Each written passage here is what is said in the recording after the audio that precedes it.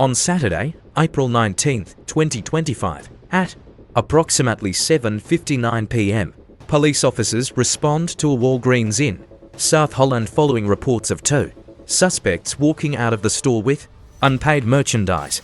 An officer is already in the parking lot when it happens. As the women stand in the lot holding their bags, they offer an explanation to the police that you probably did not expect. Watch how this situation unfolds. Watch out with the bag. This is my own stuff. Do not do that. So what is the problem here? Problem. We got all our stuff inside our gift bags. We were heading inside to pay for our items. We were just making the bags. I have cash right here in my wallet. She was making some weird comments, asking us what we were all doing and why we were standing in this aisle with those specific bags or something. So you both entered the store with those bags? No, these are their bags. I told them that already. We got our items and then we grabbed the bags. Yeah, I was up front paying for her juices. We never came here to steal. We came for our things. I have cash right here. We were not leaving the store. If we were stealing, we would have done it. I understand, but my question is, do you have any receipts for this? No, we do not have receipts because we did not pay for it. I literally just walked out because I was like, oh, now they are saying we want to steal. So I started walking out, but I was never trying to steal.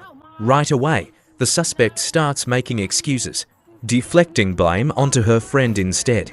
The officer stops them right there. He asks if they are accomplices. Watch. He immediately demands to see identification, to run their names. She claims it's a gift bag, a very common shoplifting excuse. The officer decides to move everyone outside, still trying to act innocent, playing the victim card. The officer inspects the bags. She continues her weak defense, insisting she did nothing wrong. But things are getting tense. Notice how quickly her attitude shifts. Very hostile. She starts refusing to cooperate. Complete denial, even blaming the officers for doing wrong. A classic projection tactic. Classic behavior. She tries to offer one final explanation. Fails. Stolen goods revealed. The wild excuses just keep piling up. They weave a highly convoluted story for him about how they ended up with it, claiming they were totally going to pay, just moments before the officer stepped in to stop them. The officer is not buying it, not even close. In fact, he drops a bombshell. He has seen them on camera.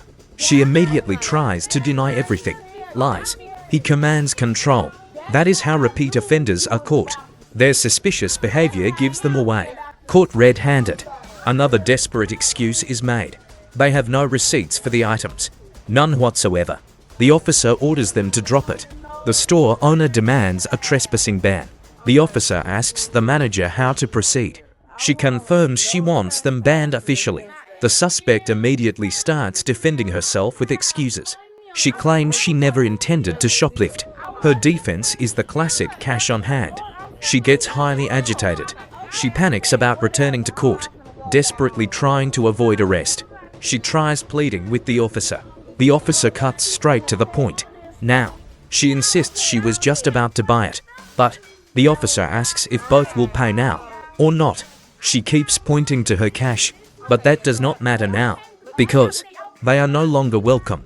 The manager calls her out for concealing items. Directly, the officer looks for an easy resolution. He wants to see if he can leave early. The manager is still hesitant about their next move.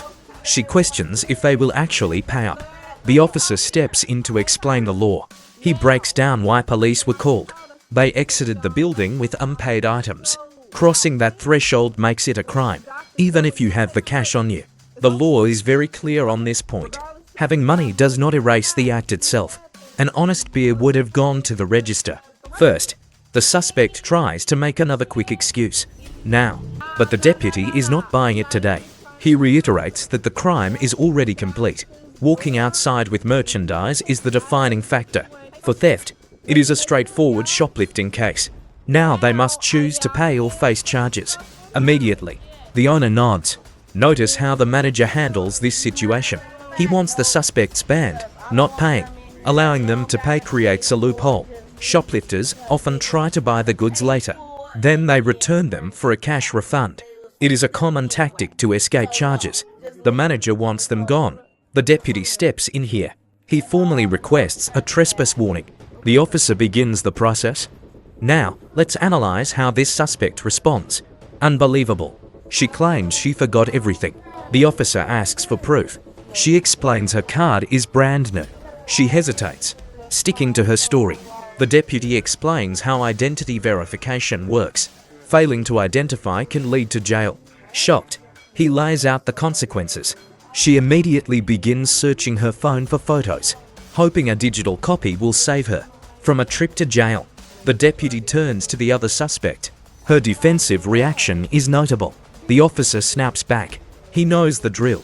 The first suspect continues looking through her device. She claims she only recently received the card. Desperate.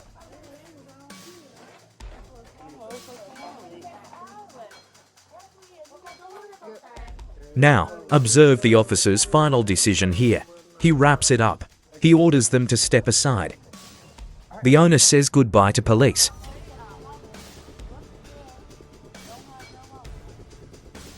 The deputy delivers a stern parting warning.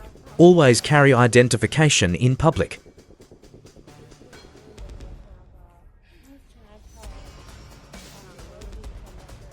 She makes a phone call.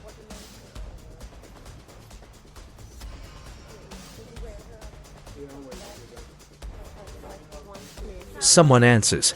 Quickly, she begs her friend to send a screenshot, explaining the situation.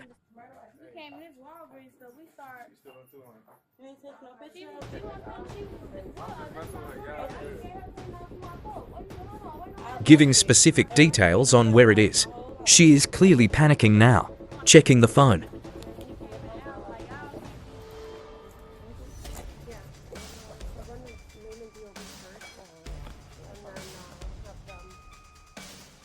He claims his phone is left inside the car. He tries making polite conversation with police.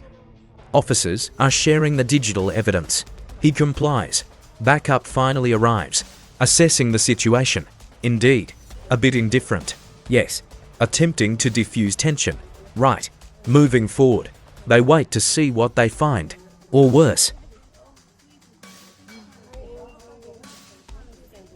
The officer demands some personal space, establishing a safe police perimeter. Suddenly he claims a medical emergency. Police remain unfazed. Spotting physical drug signs. Nervous laughter. The suspect resists the physical body search, struggling. They have crossed a line. Detail caught on camera.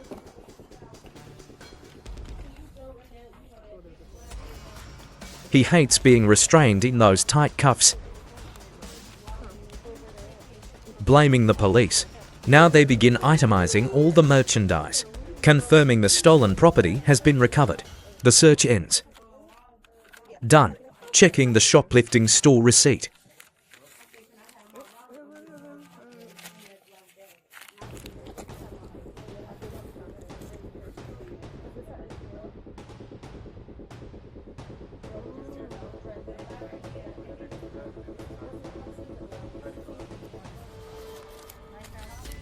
The total is $175. That exact dollar amount, $175. The officer notices something else on the receipt, right down at the very bottom. Exactly $95. The suspect attempts to argue, detailing the unusual stolen personal hygiene items, adding up the total value of everything. This grand total decides the severe charge, bringing us to the final official sum.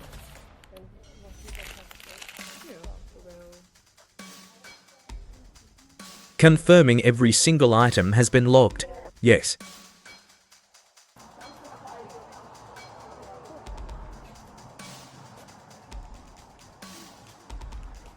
Notice how the officer immediately asks about weapons. He orders the suspect to stand still for a pat-down. This search is mandatory before putting anyone in the cruiser.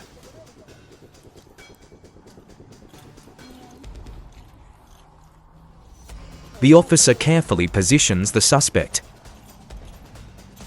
Watching his hands, the officer finds something. The suspect tries to claim his buddy had the cash, a classic excuse to shift blame right here. But the officer focuses on the actual physical evidence. The stolen goods. Clueless. Walking past the registers completes the crime of shoplifting. Plain and simple. Retail theft. And the business owner is fully intending to press charges now, which means police have to make arrests. A simple lesson in basic commerce. Do not steal. Exactly. Ultimately, Jamie Heard and her accomplice were booked and charged right there, each charged with misdemeanor theft after walking with unpaid items worth almost $200. Both suspects also face charges for weed possession, with Heard carrying 9 grams and Delaware holding 12 grams, which officers uncovered during booking searches. They easily could have just paid for the goods instead. They chose to steal them and paid the price.